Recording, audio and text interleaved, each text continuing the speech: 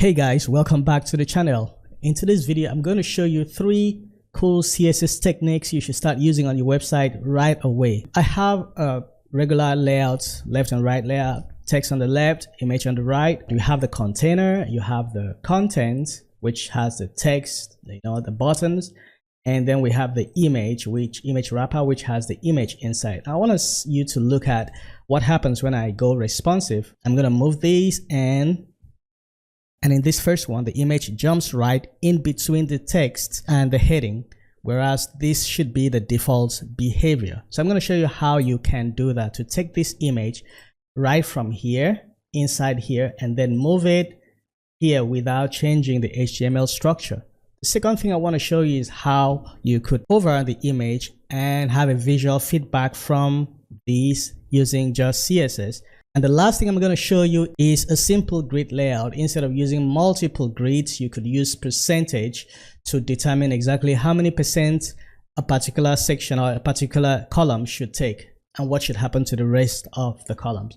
So let's jump right into it. The first thing, how do you move this in between these at a certain breakpoint? And the way to do that is to use a very unpopular CSS property known as display content. So I have this content here and I have the image here.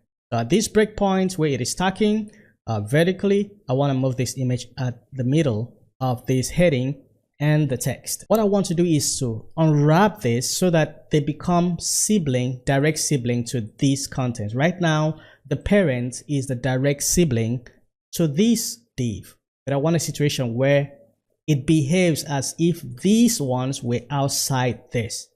So the CSS property display content actually displays just the content and ignores this div. So what I'm going to do is to come here and click root, display content. One thing you notice is, like, let me undo that.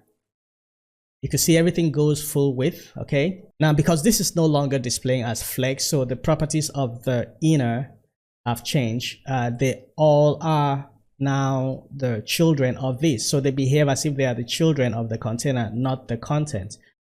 The same as this image wrap is the child of the container. So right now you can manipulate these as though they were on the same level with the image wrap. So what I'm going to do is to take the image and say root. I'm going to move the order to -1 so that it moves all the way to the top, and then I'm going to take the the heading and then do the same thing, -1, and you have it. So that is how you can do that. So what if you want to, let's say, zoom in this image when you hover on this button?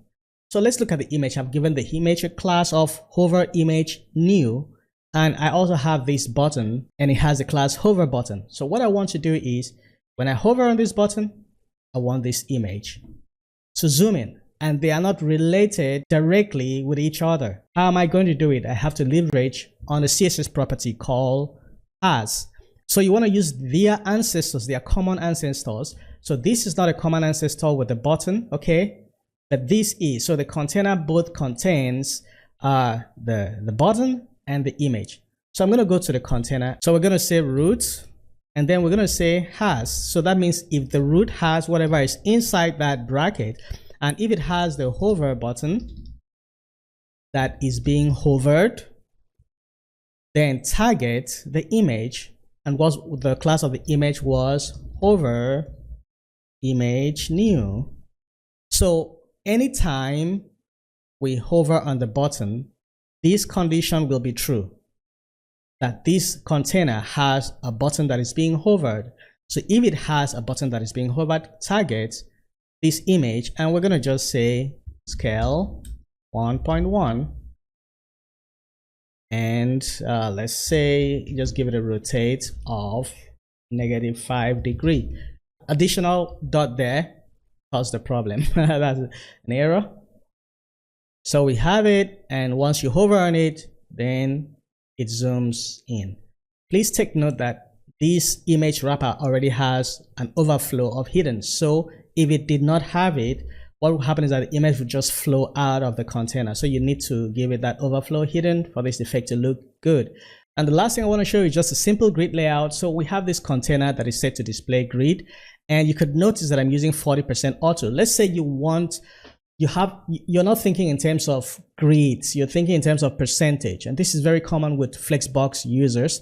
And so normally I would go to say maybe display 10 grid. Usually when people want to think in terms of how to apportion grid, they use, you know, the grid columns, and they say, okay, I want this to expand 4, and then I want this to span you know, the remaining, maybe span 6, because we did it 10 grid. Okay, but you want to avoid doing that if you don't have to. So one of the simple way of doing it is not to use multiple grid columns. So if you want a content div to take up 40% of the page, you just say 40%, and the rest you could just say auto. Auto takes up the remaining space, so you don't have to deal with the children.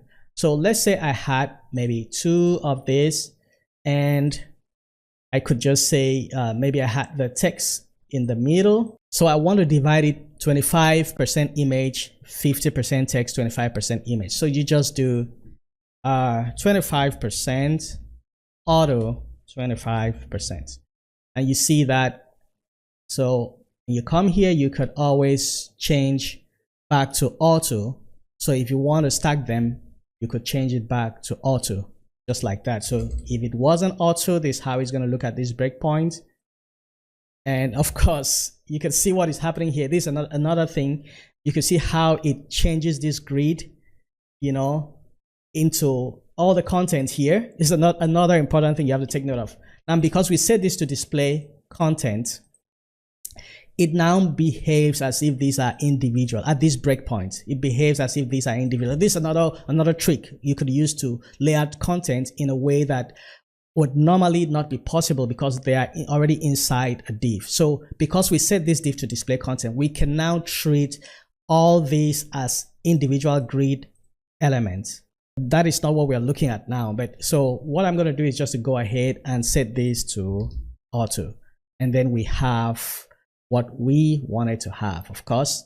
So those are the 3 things I want to share with you today. I'm sure a couple of you know this, and for those who do not know, if you like this video, please hit the thumbs up, hit the like button, and don't forget to subscribe. Until next time, do have a great day.